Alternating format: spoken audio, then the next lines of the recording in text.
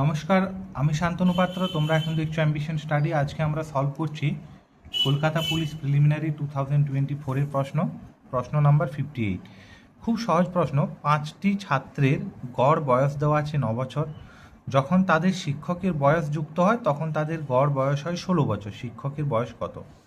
তাহলে 5জন ছাত্রের গড় বয়স যখন 9 বছর দেওয়া আছে তখন তাদের মোট বয়সটা কত হবে? তাহলে মোট বয়সটা হচ্ছে 5 × 9 মানে 45 বছর। এরপর যখন তাদের সাথে শিক্ষক যুক্ত হচ্ছে তখন তারা 5জন ছিল, শিক্ষক নিয়ে তাদের মোট হচ্ছে 6জন। এই 6জনের গড় বয়সটা কত দেওয়া আছে? 16 বছর। তাহলে মোট বয়সটা কত হচ্ছে? 16 × 6 = 96 বছর।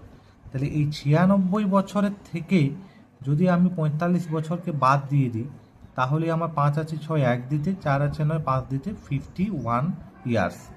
তার মানে শিক্ষকের বয়সটা কত হবে? শিক্ষকের বয়সটা হচ্ছে 51 বছর। এটাই হচ্ছে আমাদের অঙ্কের উত্তর। ধন্যবাদ ভিডিও দেখার জন্য। যদি ভালো লেগে থাকে লাইক শেয়ার কমেন্ট করবে।